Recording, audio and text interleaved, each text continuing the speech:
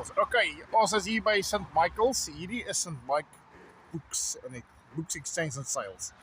Hy's al 25 jaar in besigheid. Hierdie is 'n unicorn.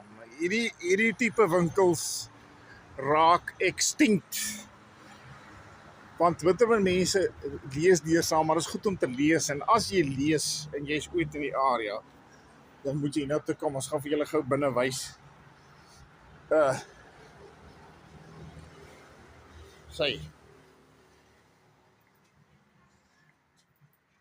gesien hierdie een ry is Wilbur Smith af.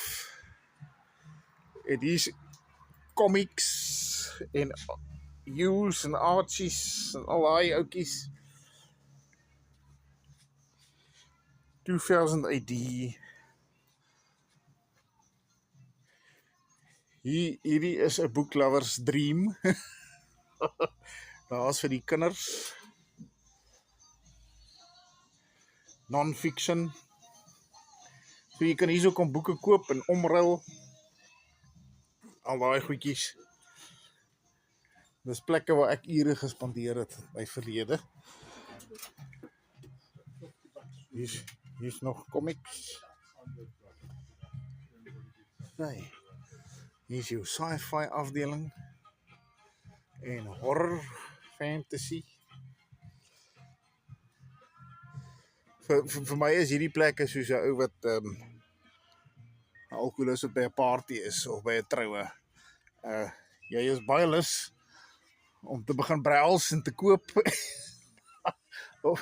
Maar jy weet jy gaan nie ophou nie. Ek kan ure hier spandeer. Hier is jou Afrikaanse afdeling is in hierdie rakke. En so aan. Maar hierdie winkels is besig om uit te sterf. Ek dink oor 10 jaar gaan daar nie meer sulke winkels wees nie. So jy gou hier wys. Dis goed uit ons verlede uit wat ons geniet het en gelees het. Hierdie is verhaaltjies, is sulke klein boekies wat jy gekoop het.